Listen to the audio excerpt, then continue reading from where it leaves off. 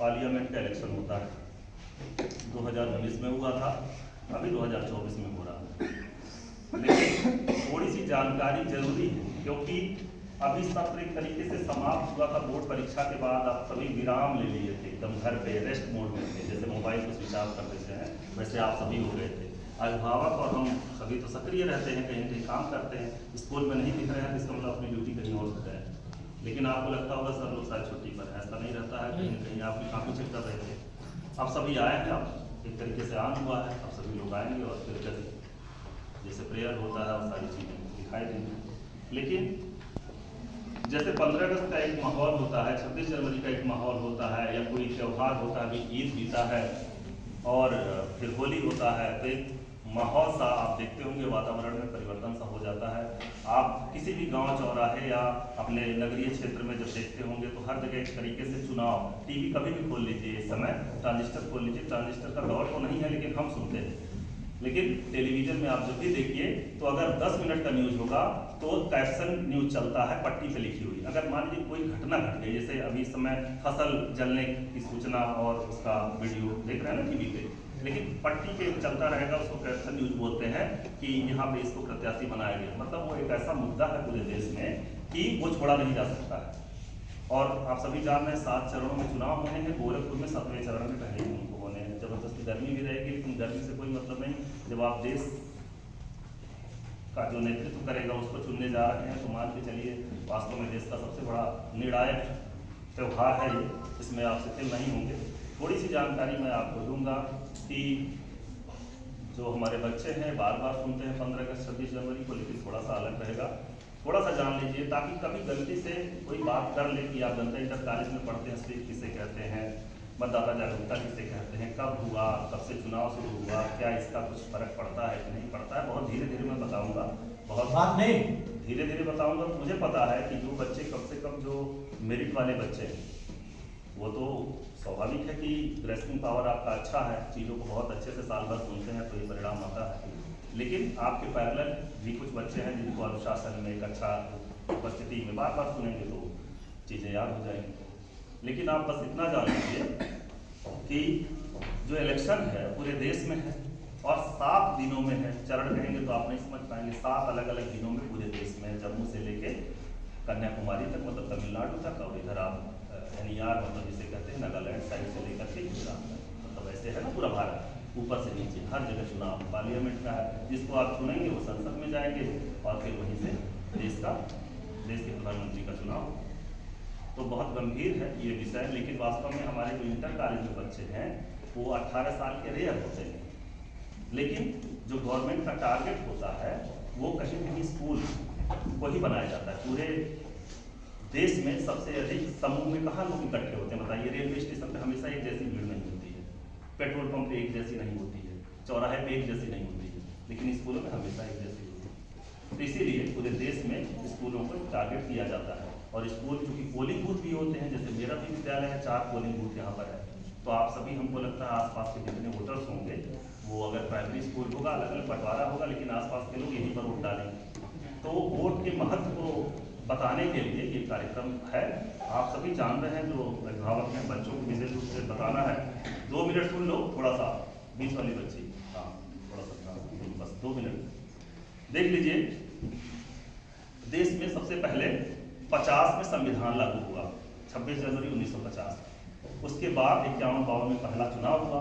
तो चुनाव हुआ तो अपने जवाहरलाल नेहरू जी प्रधानमंत्री चुने गए, ये तो जान रहे हैं ना। उसके बाद वास्तव में देश तो बना, आज़ाद हुआ, संविधान बना, फिर प्रधानमंत्री भी बने, लेकिन धीरे धीरे ये त्यौहार हल्का होता चला गया। और फिर आप सभी जो हमारी जो आबादी है उसका जो प्रतिशत रहा प्रतिभागिता में वो न्यून होता चला गया। आप सभी को ये भी पता होना चाहिए कि भारत दुनिया का सबसे बड़ा लोकतंत्र है। सबसे प्राचीन अमेरिका है, सबसे पुराना लोकतंत्र अमेरिका है, लेकिन सबसे बड़ा लोकतंत्र भारत है। इसीलिए जितने भी लोकतांत्रिक देश पूरी दुनिया में हैं वो समय समय पर पढ़ने भी आते हैं कि कैसे लोकतंत्र, मतलब आम आदमी की सरकार इस देश में चलती है, जबकि दुनिया का सबसे बड़ा आबादी वाला देश है। तो पढ़ने के लिए आते हैं और जानने की कोशिश करते हैं। तो आप ये जान लीजिए कि 26 जनवरी 1950 को देश आज़ाद हुआ, 51-52 में चुनाव हुआ, लेकिन जब निरंतर वोट परसेंटेज घटने लगा तो बाद की सरकारें ये चेतने लगी कि जब हमारे वोटर्स मतलब आम आदमी आकर के वोट नहीं डालेगा तो सही आदमी का चुनाव कैसे हो पाएगा। बार बार चीजें अवेयरनेस का मतलब जागरूकता का कार्यक्रम चल रहा है, लेकिन वोट परसेंटेज घट रहा है, लेकिन 14 से लगातार बढ़ा है। पिछले साल 2019 का जो वोट परसेंटेज है आजादी के बाद से आज तक लगभग 66 कुछ बहुत अधिक लोग वोट डाले पिछले चुनाव में। उसके पहले इससे रिकॉर्ड 14 का था, लेकिन उसके पहले बहुत खराब स्थिति थी। तो जो इलेक्शन कमीशन है, हमारा जो चुनाव आयोग है, उसका भी गठन 25 जनवरी को हुआ था, 25 जनवरी 1950 को। तो उसी के जन्म को जो हमारा निर्वाचन आयोग था, चुनाव आयोग जिसको आप आम बोलचाल की भाषा में कहते हैं, चुनाव आयोग था, उसी के जन्म को हम राष्ट्रीय मतदाता दिवस के रूप में हर साल मनाने लगे। तो हर साल तो मनाते हैं, 15 अगस्त 26 जनवरी हर साल मनाते हैं, लेकिन जो स्वीप का कार्यक्रम है वो वास्तव में जब जब चुनाव आएगा, खास तौर से निर्वाचन आयोग दिल्ली जो केंद्र सरकार की तरफ से चुनाव होता है, जिसमें आपका राज्यपाल का, राष्ट्रपति का, पार्लियामेंट लोकसभा का, राज्यसभा का, विधानसभा का, तब वहां से स्वीप का कार्यक्रम पूरे देश में चलने लगता है एक साथ। तो राष्ट्रीय मतदाता तो हर साल आप शपथ लेते हैं कि हम वोट डालने जाएंगे, चाहे स्थानीय निकाय का मतलब जो प्रधानी का चुनाव हो वो या पार्लियामेंट का सबसे बड़ा वाला इलेक्शन हो, तो हर साल शपथ लेते हैं। 25 तारीख को यहाँ हम लोग स्कूल में पूरे देश में लेते हैं और आप लोगों को तरह तरह जो सरकारी कार्यालय वहाँ लेते हैं।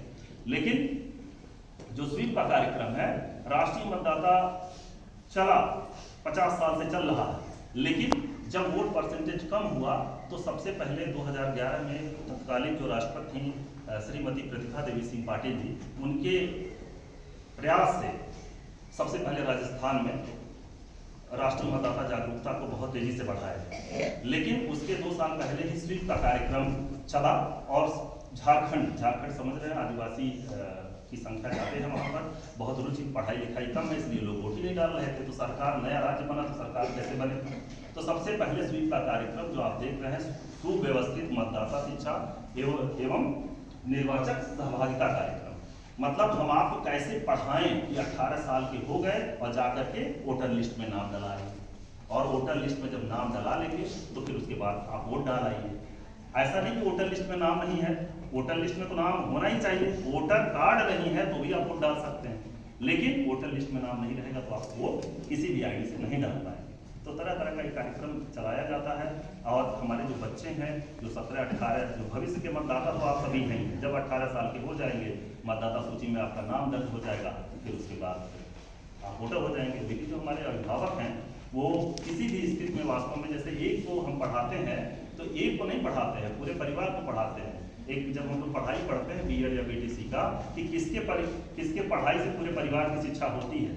पापा के पढ़ाई से हम प्रश्न करने जा रहे हैं, बच्चे जान लेंगे किससे, आप लोगों से भी पूछेंगे, पहले बच्चे नहीं, पहले मम्मी पापा जिसके भी हैं या भैया भाभी जो भी, आप प्रश्न का जवाब दीजिएगा सबसे पहले आप, और अगर आप नहीं दे पाए फिर बच्चे।